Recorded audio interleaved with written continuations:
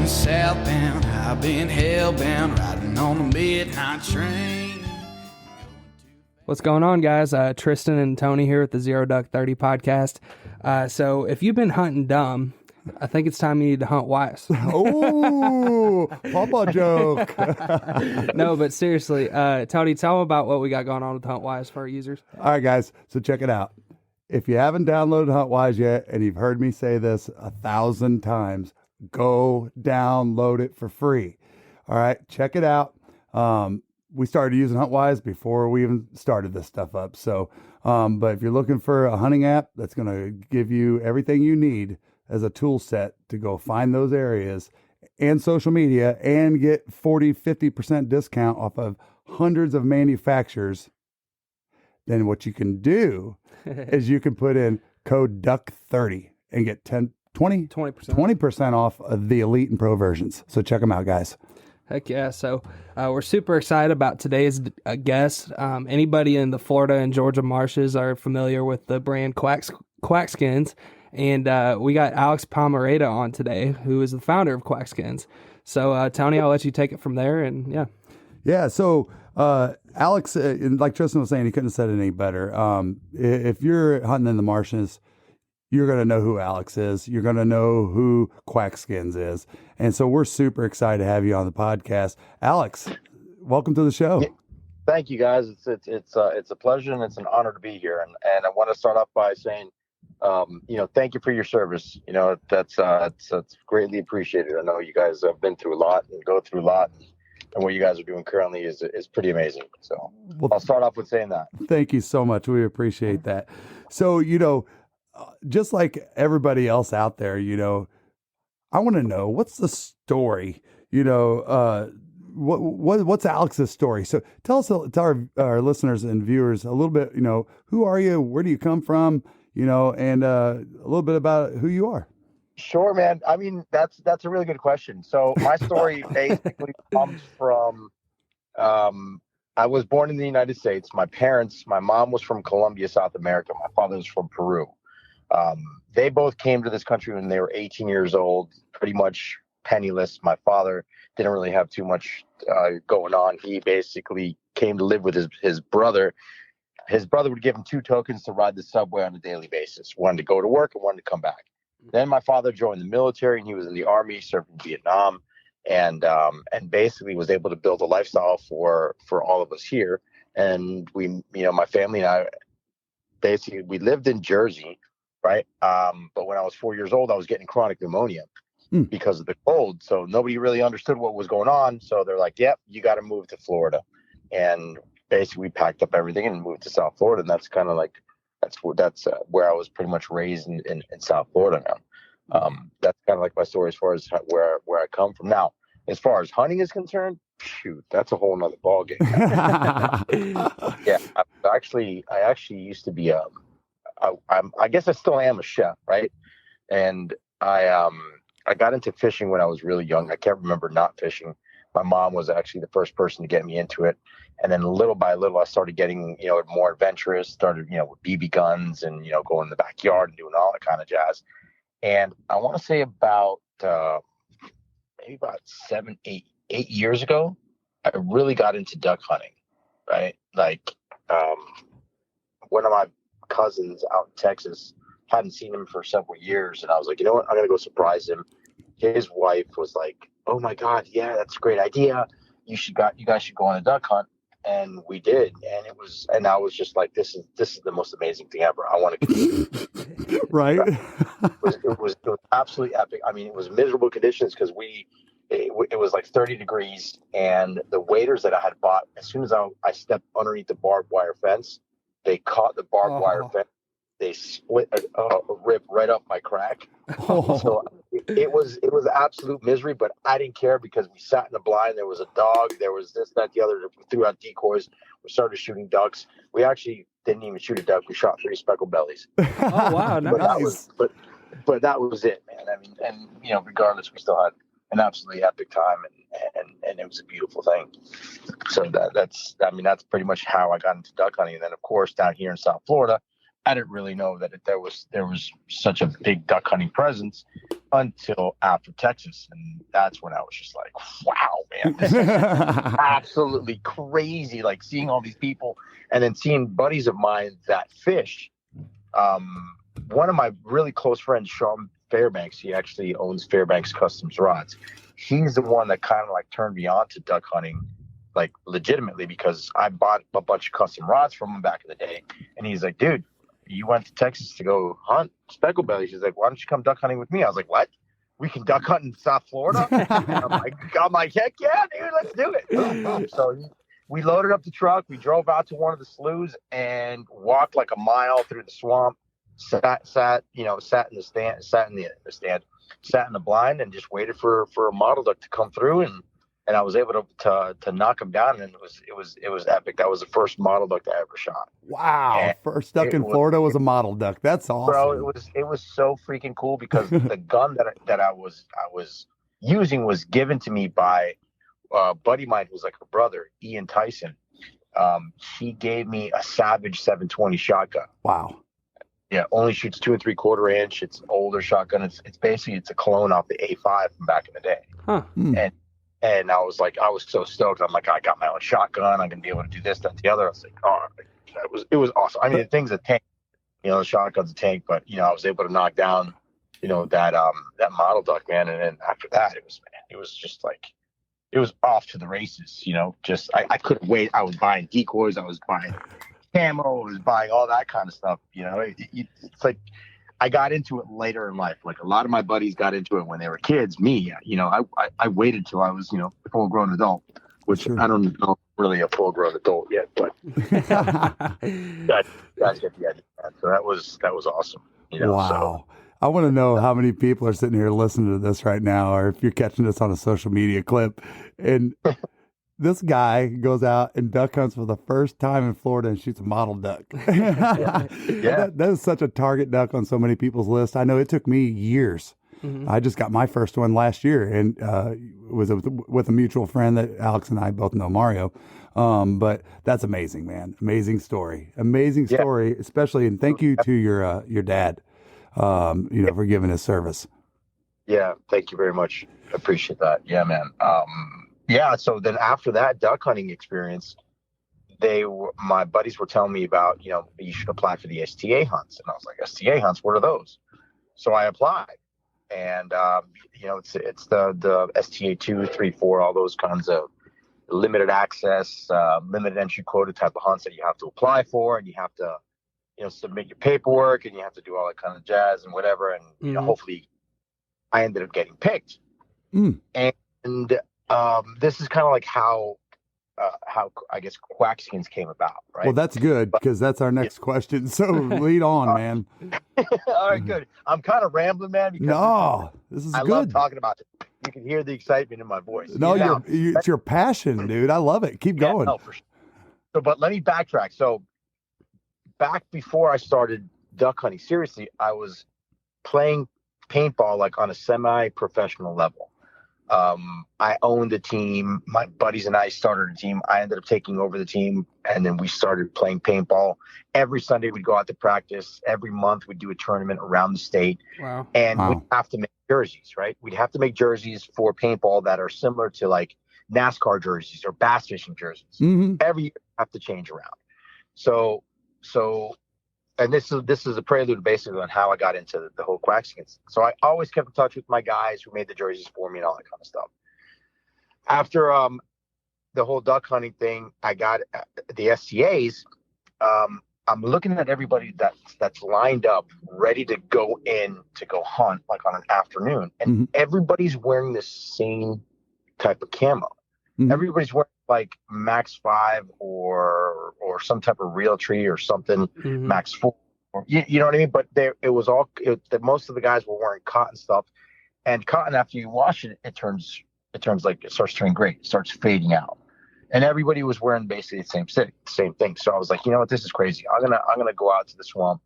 I'm gonna do some due diligence. And I went out, I took some pictures, I went on and I mixed some patterns, I changed colors, I went out to Photoshop, and I started manipulating things to basically make a pattern that I thought would work for Florida, because what the heck? Nobody really has a camo that is made for tropical climates. Mm-mm. It's all made for up north, like cornfields and things like that. So all of a sudden, I called up one of my guys from that used to print my jerseys. I'm like, bro, take this pattern and put it on one of the paintball jerseys. And he's like, really? I'm like, yeah, dude, we need this. I need to make this. The other thing that I wanted to do was make a paintball jersey in my type of camo, because paintball jerseys are made to be rough. We're diving into dirt. We're diving through this, going into tunnels. It's absolute anarchy when you're in the paintball. It's insane. It's so much fun. So my guy started making the shirts, and he printed out like 10 or 15 shirts. And I was like, all right, this is cool. Gave them to a couple buddies. And then I posted one of the shirts on Florida Duck Hunters. I contacted Joseph Lyon, who's the owner of Florida Duck Hunters, on Facebook. It's probably the biggest duck hunting page in Florida. Yep. And I became friends with him. I was like, hey, bud, do you mind if I put this shirt on the site? I'm like to try to sell them. And then I did. And all of a sudden, one guy reached out to me, and then another guy reached out to me, and another guy, another.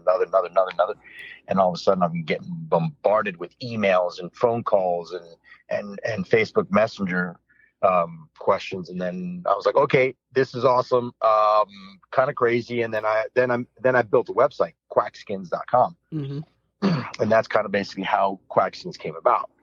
Right. And little by little, I started thinking about other things to do. So I had a buddy of mine that owned a vinyl company, Vinyl Wraps. And then boom, I wrapped my truck with it.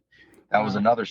And then I wrapped people's boats. I wrapped people's canoes. I wrapped my own canoe, and that is still has the original wrap from like 6 years ago. Wow. Yeah. One of my buddies uses it for gator hunting religiously. AJ, he actually works with FWC, and he's one of the best, probably the best gator hunter that I know down here in South Florida. He's a beast. Yeah. And he still uses my canoe for gator hunting. It's pretty cool. That's saying something that it's held up through salt water and the sun and all that for 6 years, Yeah, no, the material it's a 3M material, and it really holds up. I had it on one of my airboats, my first airboat, and I put it on there, used it for 2 seasons. I had it on my Ginu as well. It was really cool. And then it just blends in with, the natural Florida fauna, so to speak. It was pretty cool. From that, people were asking me, bro, you gotta make a pattern for the mangroves. And I'm like, something? I'm gonna do that. And then last year I was like, this is crazy. Nobody's got a freaking mangrove pattern. Yeah. Right. And then last year I was like, I called my guy. I was like, take this pattern. I did the same thing that I did with the original Quackskins pattern, the sawtail pattern. I went out, I took some pictures of some mangroves. One of my buddies, Captain Frank Lito on the West Coast, he helped me out. He had a really good digital camera, and he took some really nice pictures for me. I took them back to my, I took those pictures, I put them onto Photoshop, and I started manipulating the colors, maneuvering like the shadows and stuff like that, taking black and making it blacker, just making it to making the pattern to how I would see it if I was a duck coming into the swamp. Not just something that you just copy, print, paste, and put it on a shirt. Right. So a lot of guys were talking about how they really like my pattern because it has a lot of black in it. So it creates a little bit more depth in the pattern as far as looking like, just a staple, like a seed of corn or whatever. You know what I mean? So I came out with mangroflage, and all of a sudden people are like, dude, this is amazing. We're just mangroves and this and that and blah, blah, blah. And then people are using it for not just for mangroves, but they're also using it for like the Florida woods. Yeah. I was like, this looks really good in the woods. It looks just like a holly tree. Wow. I have a picture of a charity event that I did where I'm taking some politicians out on the airboat, and I'm dressed in my camo and the mangroflage. They're both wrapped in mangroflage. My rudders are mangroflage, and you could the only person that you could see on the boat pretty much is one of the politicians that we took out. Really neat. But I used it for turkey hunting this season, but I wasn't very successful at it. It wasn't because of the camo, it was because I just couldn't, close the distance on the turkeys, and I'm not a very good turkey hunter, but I keep trying. Well, I remember, Tristan and I were talking, we were like, man, when did we first experience Quackskins, and, I'm very similar with you, Alex. I got in about the same time frame, and just went crazy. That's why when you were talking about that, every single duck hunter, when you get hooked, this is what happens. All right. It's just what happens. Right. It does. It's so fun. Anyway, but I was at one of the lottery areas. I don't remember which one it was. And we're getting ready, and they're calling your number, and these guys walk up, and I'm like, dude, who are those guys? And they look like ninjas. I mean, when you guys see the products, and Tristan's going to throw some up, and Alex is going to talk a little bit more about them. It's so different than anything else out there. Mm-hmm. So different. And so when they walked up, I'm like, these guys understand. I mean, immediately I knew these guys knew how to hunt the marsh. Mm-hmm. Instantly, just because I thought they care enough about trying to camo that good. And all the guys that hunt with me, you will know. If you will go back and watch one of our videos, I'm talking about Tristan wearing a black hoodie because he wasn't camoed, and it made me mad. It's literally just the hood. That's all it was. But I'm a psycho because I'm an ex-military guy. But the point is, it was so unique. I was like, wow, dude, look at that. And then I on another hunt, I saw some guys that it was an afternoon hunt. And I was down at one of the STAs. They went out, and I could see where they went in. And then I lost them. Bro, they were facing us because they were a little, I don't know if we were too close or they were too close to the line, but we're sharing pellets.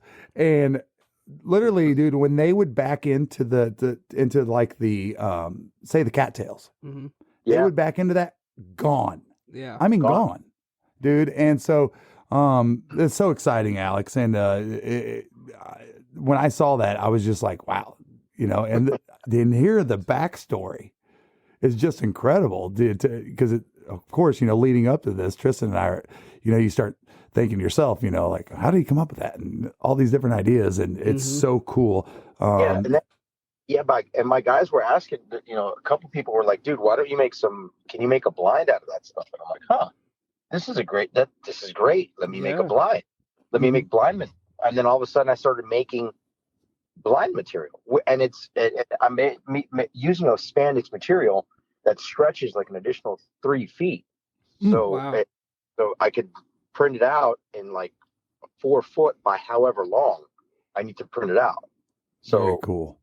They're all of a sudden just, they're buying, blind material. And I was like, wait a second, let me take the blind material and let me make canoe covers. Yeah. And John boat covers. And then I started making the blind material and then putting like a bungee cord around the blind material so you could literally just put it on your boat and be done with it. And I nicknamed it the boat bed sheet. Like those bed sheets, like ones that you can never fold. Yeah. Like somehow life knows how to fold them, but no, there's no man on planet Earth that can fold them. That's what I call it, right? Accurate. Then boat covers as well. I mean, then the motor covers also. People were asking me for those, and just little things here and there that I just started coming up out of necessity of what I saw the duck hunting community needed, right? And then of course hats came about. Mm-hmm. First round of hats, crazy heavy. They were big and bulky. And then I was able to make a new hat that is a flex fit snapback type of hybrid. Nice. A lot of the guys were like, no, I don't like this, I don't like that, and I understood because the original hats were bulky, but now these new hats they're a hybrid, and they're also a 360-degree camouflage, and they have vents on the back portion of the cap, so you're not gonna burn up back there. But and I put the logo on there, and then I started making hats with patches and this and that.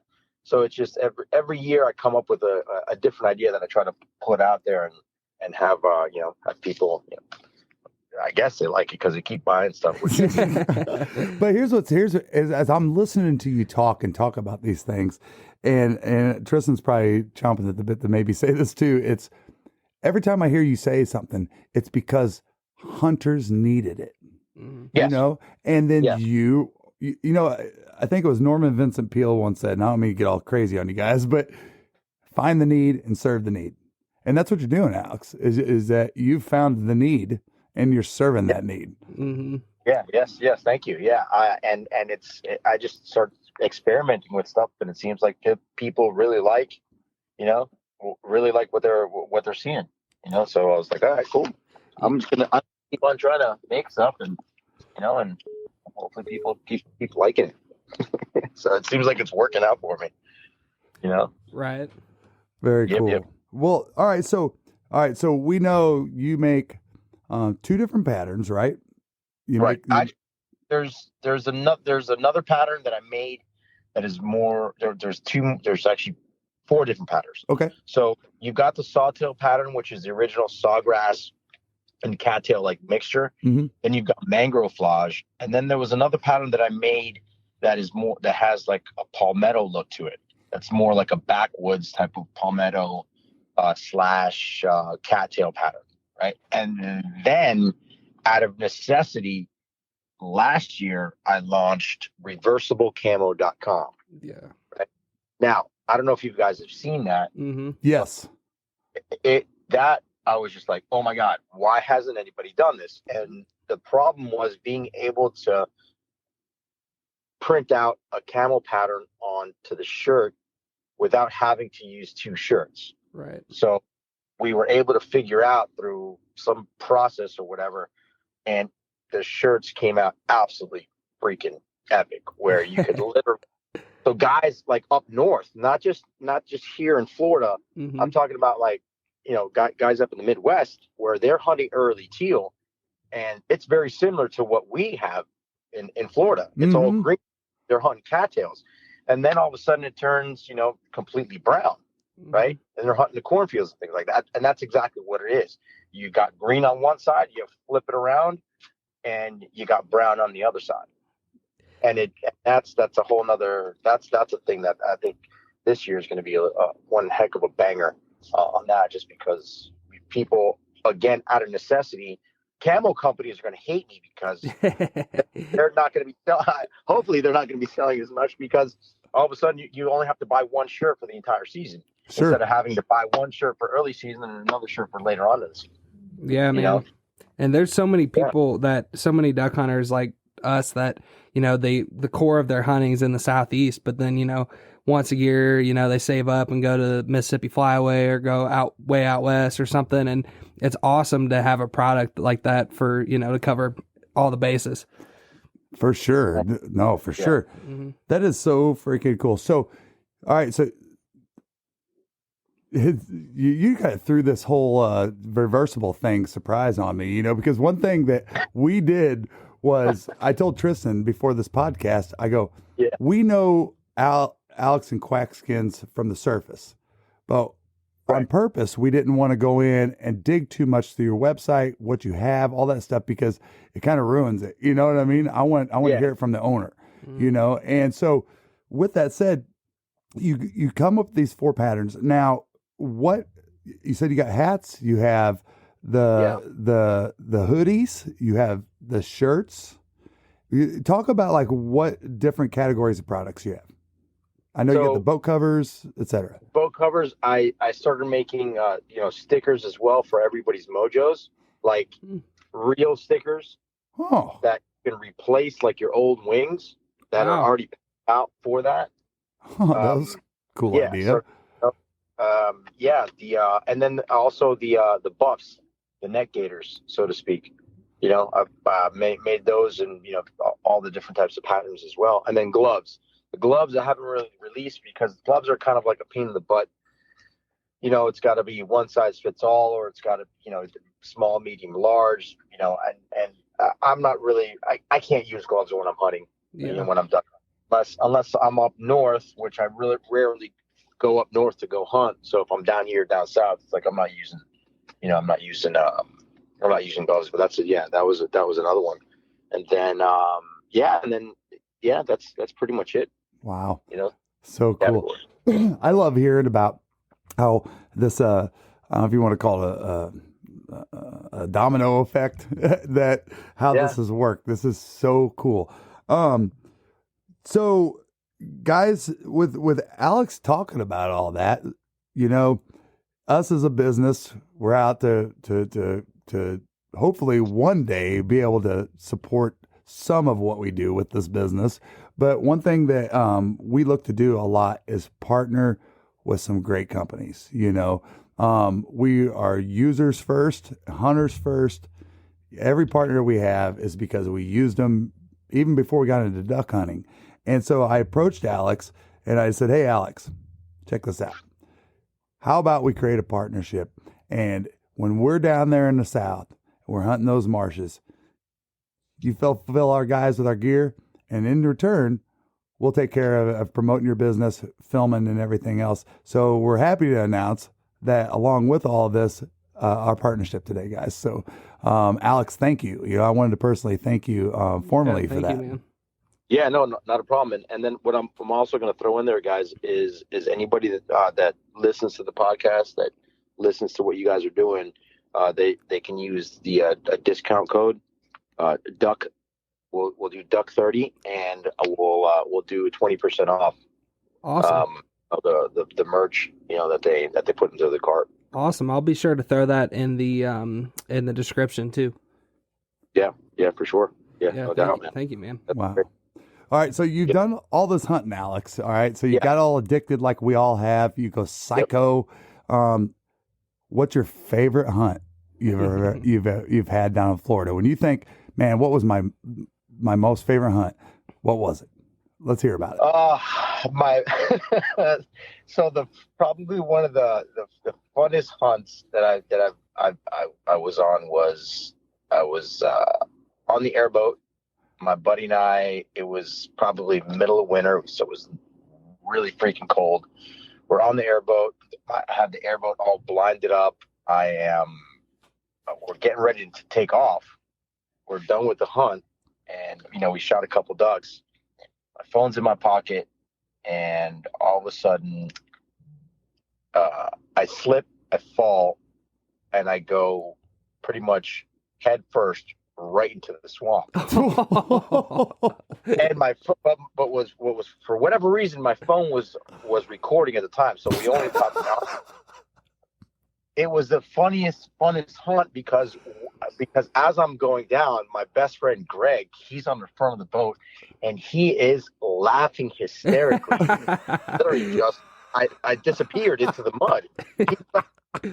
He's like, dude, I saw you fall, and you went under like 6 inches, and you disappeared. You're gone, bro. You were gone.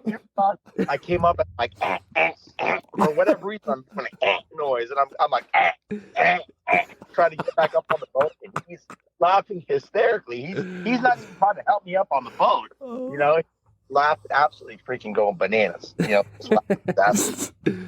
that was probably the most memorable hunt that I had last season. It was great. And ain't that like a good friend to laugh at you and not help you? It was so funny, man. It was just one of those days that I got back on the boat. He's laughing where he can barely breathe, and I'm laughing. It was awesome, man. It was great. And one of the things I like that you said about that is some of like my favorite hunts too, and I know Tony's as well, are those hunts that, like you said, you shot a couple of ducks, but like that time, that thing, you know, makes it the funniest day. And there's days, I'm sure you've had days like this, Alex, where you don't shoot a duck, but you have a great time, you know? Absolutely. Yeah. That's part of duck hunting. It is. It is. All about it, man. It's something special, dude.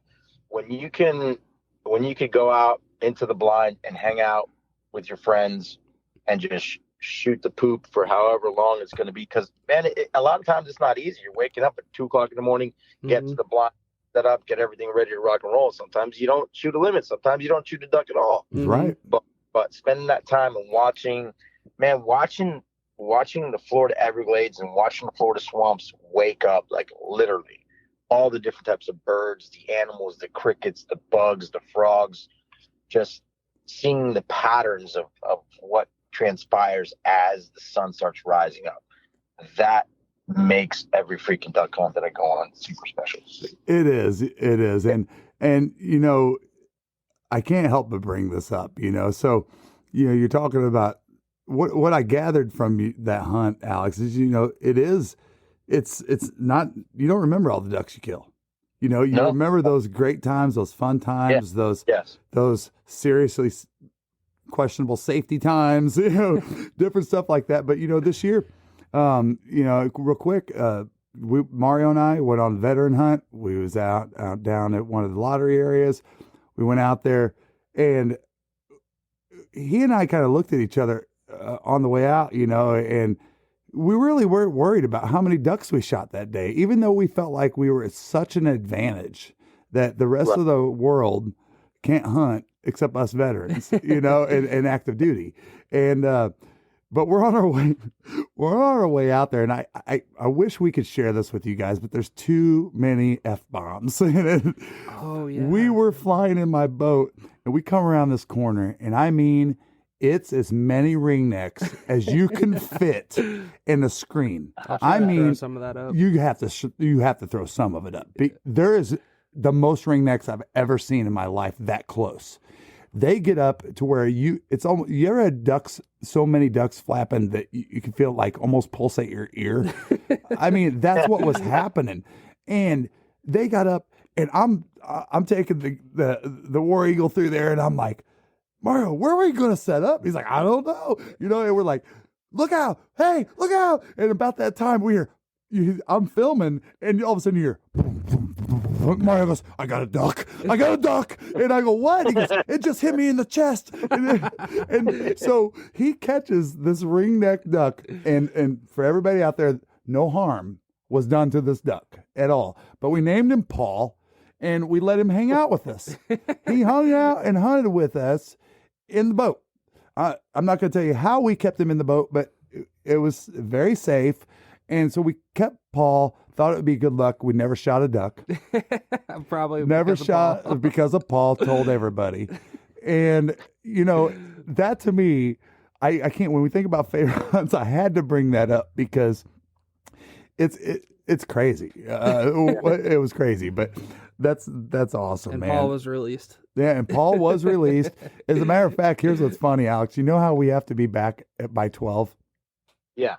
So we get out of the water. We're racing back. We hunted every last second we could, you know, because finally we got serious about maybe 10:50. I don't know.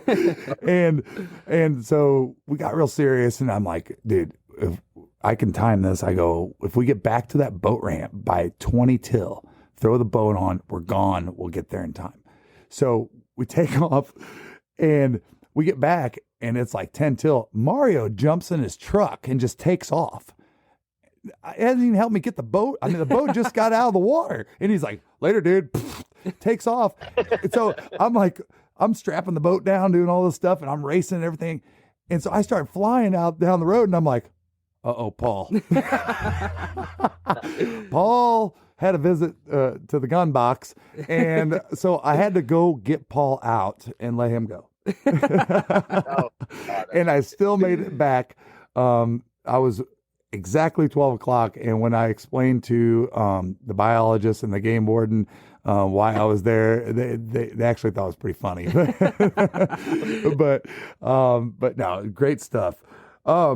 So Alex, whenever you're out there hunting, man, you're seeing it all, dude. I mean, in the South. And who was it that we had on that? Oh, Buck Gardner calls. Mm-hmm. We had them on the call. And there's so many people from the Midwest, including me when I lived in the Midwest.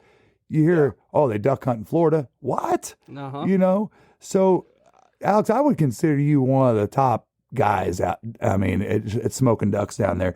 What are some tips that you can give some of our listeners and viewers? You know, if you were to say, hey, guys, come kill some ducks, what are some of the best things you've learned or best practices?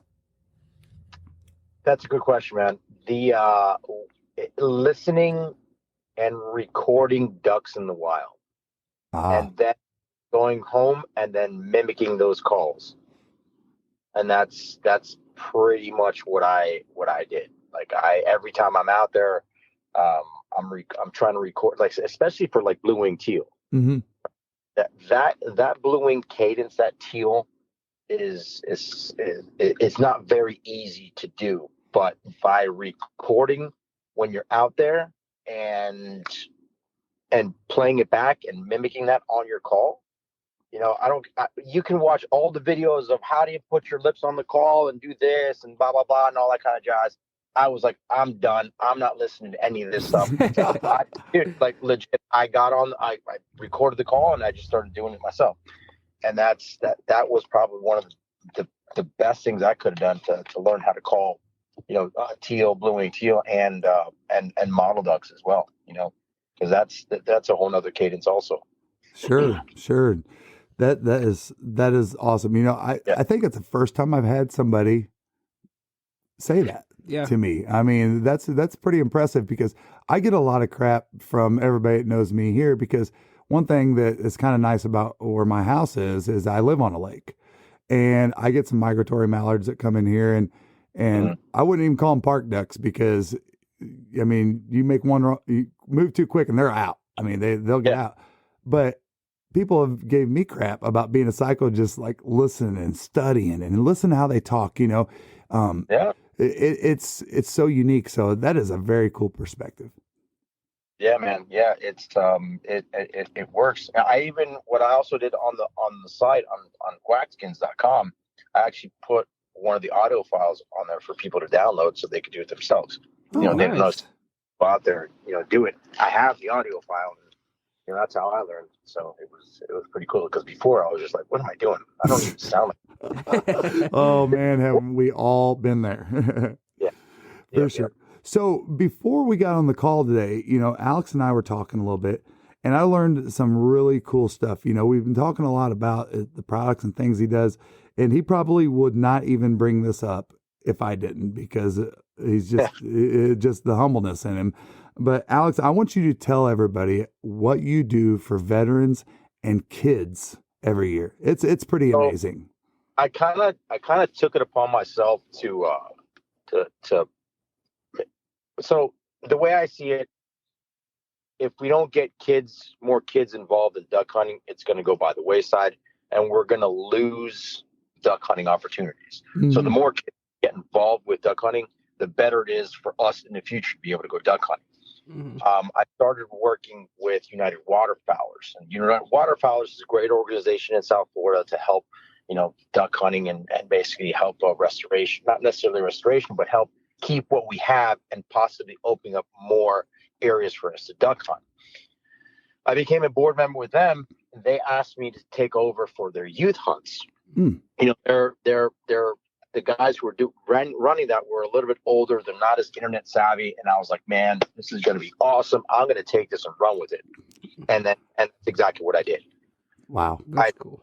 Sponsors. I started getting like Tangle Free is like a huge sponsor for us. They basically give us a bunch of decoys at a discount. I was able to score a bunch of calls and a bunch of stuff from Gander Outdoors. When their store was going out of business or just getting rid of all their hunting gear and then from donations from people on the page. So basically every kid that goes through our youth hunts, everybody leaves with a decoy or some sort of swag. That's so cool. We have one at the beginning of season that opens up usually a week before season starts, and then we have another youth hunt that's at the end of the year, a week after the season. The season is over, which is cool. But the one at the beginning, my mentality was like, you know what?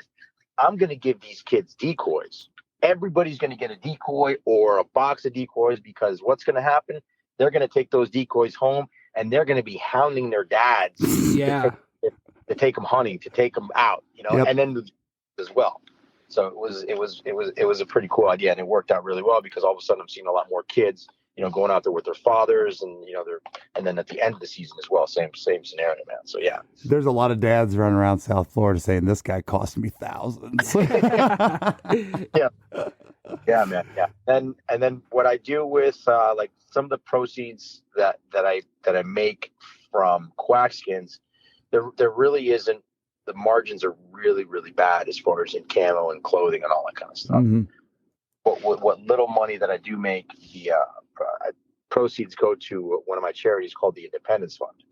The independencefund.org, and they're basically a charitable organization that helps wounded veterans, like severely wounded veterans that have lost limbs and have been through some serious casualties, and helps get them out, up and about, and going again. Yeah.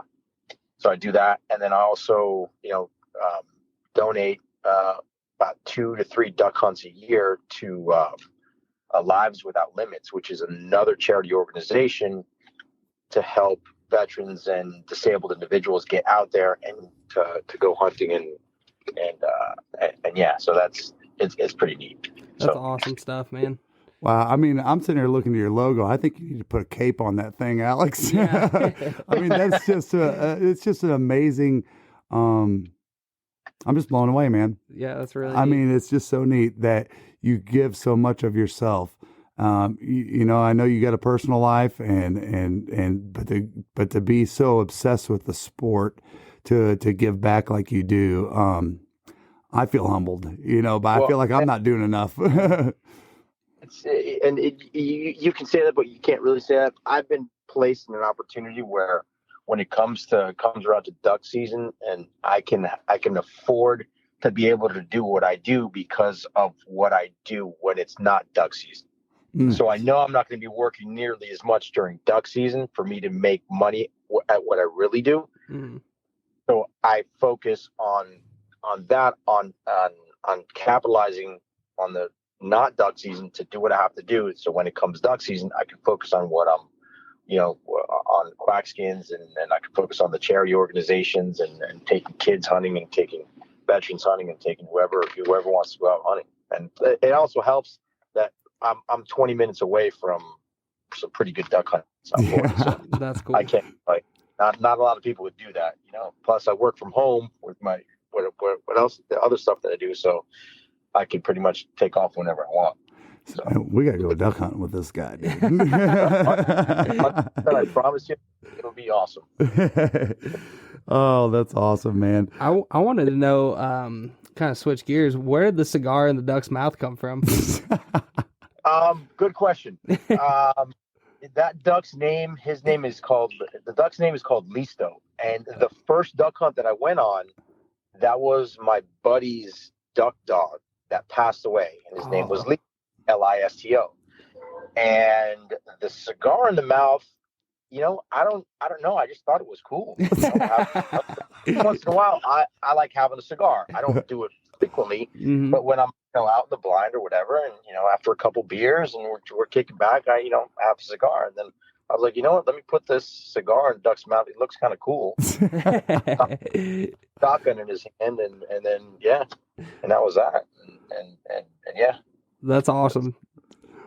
That's cool. Yep. Well, guys, Alex, again, thank you so much for taking time. I mean, you listen to this podcast, I don't know where this guy has time at, because he's constantly giving, but, thank you so much. And we look forward to us promoting your products this year, and you guys be on the lookout. If you're going to see us out there in early teal, we're going to be in some Quackskins. There ain't no doubt about it. And keep an eye out for it, because you guys will see what I'm talking about.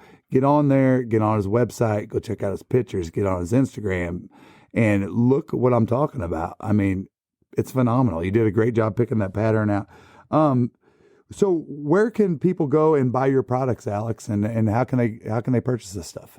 Super simple. Quackskins.com has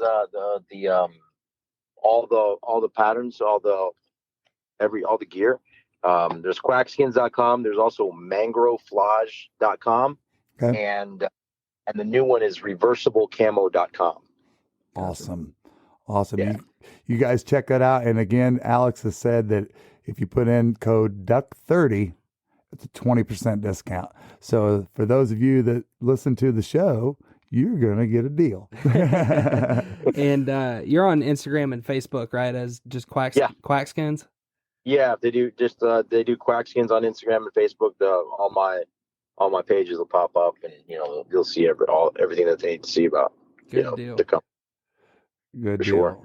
Well, awesome, Tristan. Well, tell everybody where they can find us. Well, thanks again, Alex. This has been awesome. And you can find us at ZeroDuck30 on Instagram, TikTok, Facebook, you name it. But if you wouldn't mind liking and subscribing, and see you guys next time. Yeah, thank you so much again, Alex. We appreciate your time, and we look forward to having you back again. For sure. Yeah, anytime, my man. And let's go shoot some ducks in the face. All right, shoot him in the face. All right, now. All right. I've been southbound, I've been hellbound, riding on a midnight train.